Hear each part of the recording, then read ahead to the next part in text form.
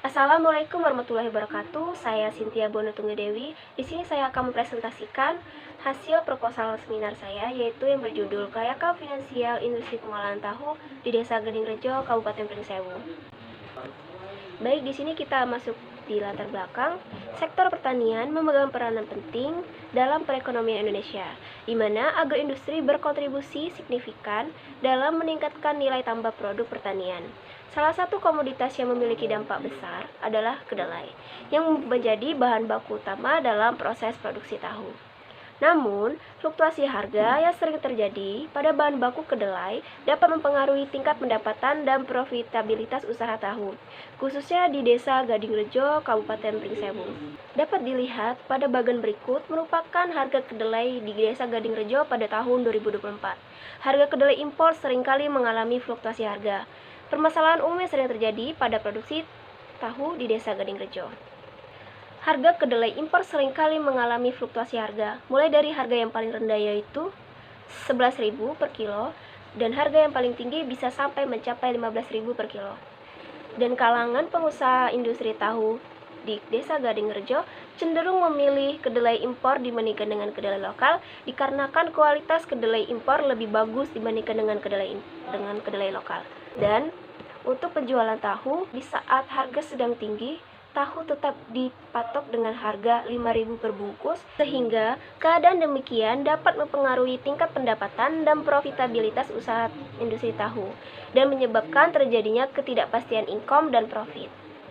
Berdasarkan uraian latar belakang, maka dapat dirumuskan beberapa masalah, yaitu bagaimana pengaruh fluktuasi harga bahan baku kedelai terhadap tingkat pendapatan dan profitabilitas usaha industri tahu di Desa Gading Rejo, dan bagaimana dapat memenuhi kriteria tingkat kelayakan investasi yang menjadi hal yang mendasar yang akan ditelusuri lebih dalam pada tugas akhir ini. Baik, tujuan penelitian saya antara lain yaitu 1. Menganalisis penerimaan dan keuntungan usaha industri tahu di Desa Gading Rejo, Kabupaten Pringsewu. Yang kedua, menganalisis kelayakan finansial usaha industri tahu di Desa Gading Rejo, Kabupaten Pringsewu. Dan yang ketiga, menganalisis sensitivitas usaha industri tahu di Desa Gading Rejo, Kabupaten Pringsewu. Baik, di sini saya akan menjelaskan kerangka pemikiran dari proposal saya.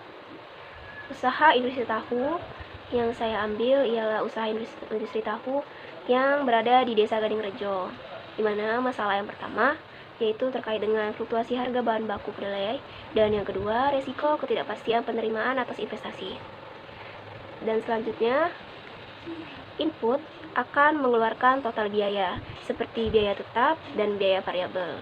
Kemudian melalui proses produksi sehingga menghasilkan output, kemudian penerimaan, dan mendapatkan pendapatan. Dan kemudian saya akan menganalisis kelayakan finansial dengan metode NPV, IRR, NetBC, BEP, dan PBP. Dan selanjutnya saya akan menganalisis sensitivitas pada usaha tersebut, ataukah usaha tersebut layak atau tidak layak. Baik, selanjutnya masuk ke tinjauan pustaka. Yang pertama adalah pengertian industri. Secara umum, industri adalah semua usaha atau aktivitas ekonomi yang bersifat produktif. Secara khusus, industri merupakan pengolahan proses pengubahan bahan mentah menjadi bahan setengah jadi dan atau menjadi bahan jadi, yang selanjutnya akan didistribusikan hingga sampai ke tangan konsumen. Penggolongan sektor industri terdapat industri besar, sedang, dan kecil.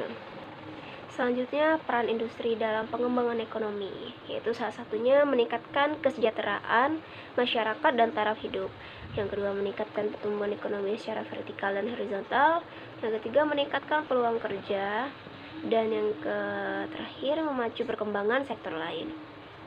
Selanjutnya, produk tahu. Produk tahu merupakan makanan tradisional yang populer di Indonesia karena harganya yang murah, bergizi, kaya akan protein, dan rendah lemak jenuh. Dibuat dari kedelai yang diproses melalui perendaman, penggilingan, pemasakan, dan pengempresan.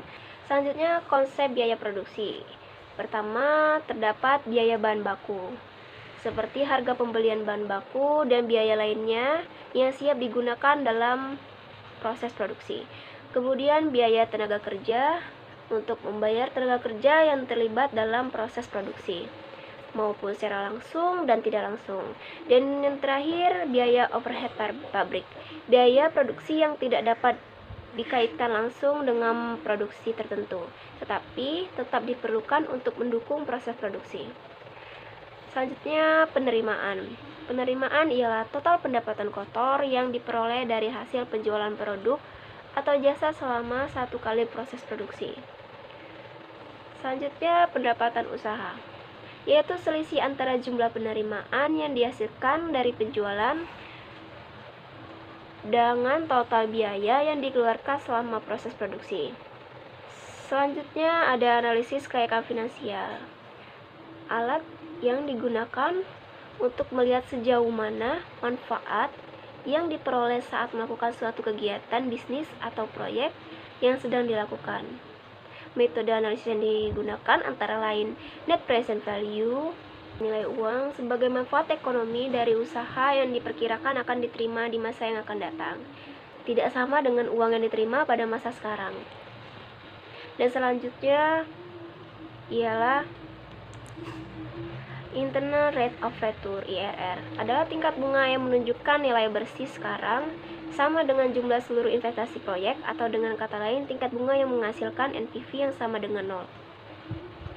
Selanjutnya, net benefit cost ratio adalah analisis yang dilakukan untuk mengetahui manfaat yang diterima oleh perusahaan untuk Rp1 pengeluaran net BC. Adalah perbandingan antara jumlah PV net benefit positif dengan jumlah PV net benefit negatif. Dan selanjutnya, break even point, di mana perhitungan pendapatan suatu usaha mencapai titik impas, dengan kata lain keadaan usaha tersebut tidak mendapat keuntungan dan tidak juga mendapat kerugian. Dan yang terakhir, payback period, analisis yang digunakan untuk menentukan berapa lama pengembalian investasi yang ditanam pada sebuah usaha. Usaha dikatakan layak jika nilai payback period lebih kecil dari umur usaha. Dan analisis sensitivitas. Analisis sensitivitas diterapkan untuk menilai pengaruh dari perubahan keadaan terhadap hasil analisis kelayakan dengan mengubah variabel-variabel risiko yang dianggap signifikan dalam bisnis. Metode penelitian, tempat dan waktu. Penelitian dilakukan di agroindustri tahu yang berada di Desa Gadingrejo, Kecamatan Gadingrejo, Kabupaten Pringsewu. Pengumpulan data dilakukan mulai dari Oktober 2024 hingga sampai November 2024. Alat dan bahan yang digunakan antara lain adalah data observasi, data hasil wawancara dengan menggunakan kuesioner, dan data dari jurnal, internet, serta literatur. Peralatan digunakan seperti laptop, ATK, dan handphone. Perencanaan, penelitian, dan analisis data. Konsep dasar dan batasan operasional. Yang pertama ialah membahas tentang agroindustri, kemudian biaya tetap, biaya variabel, pendapatan, penerimaan, net benefit cost ratio, net present value, internal rate of return, break even point, dan terakhir payback period. Dan selanjutnya analisis sensitivitas. Jenis penelitian. Penelitian menggunakan metode deskriptif dan kualitatif. Analisis deskriptif menggambarkan karakteristik usaha secara deskriptif, bagaimana usaha tersebut didirikan, bagaimana proses produksi, serta lainnya. Kemudian analisis kuantitatif mengevaluasi kondisi finansial usaha, bagaimana usaha tersebut dapat memenuhi kelayakan investasi yang telah dikeluarkan. Kemudian metode pengumpulan data, yaitu menggunakan data primer, observasi dan wawancara secara langsung, serta data sekunder yang berasal dari buku, jurnal, penelitian terdahulu, literatur, dan internet. Selanjutnya, metode sampling. Metode sampling yang saya gunakan ialah metode purposive sampling. Salah satu teknik pengambilan sampel yang dimana pemilihan sampel secara sengaja berdasarkan kriteria tertentu yang relevan dan memiliki karakteristik atau informasi penting untuk penelitian. Sampel yang dipilih yaitu industri tahu dengan skala produksi yang besar. Pemilihan ini didasarkan pada asumsi bahwa industri tahu dengan skala produksi besar memiliki pengaruh signifikan dan lebih rentan terhadap fluktuasi harga bahan baku. Berikut merupakan rata-rata produksi tahu di Desa Gadingrejo, dapat dilihat pada tabel 4. Yang pertama terdapat industri tahu Ibu Sri Lestari, di mana rata-rata skala produksi bisa mencapai 50-70 kilo per hari. Dan yang kedua terdapat tahu industri DRK, yang dimana rata-rata skala produksi bisa sampai mencapai 250-350 kilo per hari. Metode analisis data. Metode analisis yang saya gunakan yaitu metode analisis pendapatan. Pendapatan menggunakan rumus TR sama dengan TSC dikurang TVC, dan penerimaan menggunakan rumus TR sama dengan P kali Q.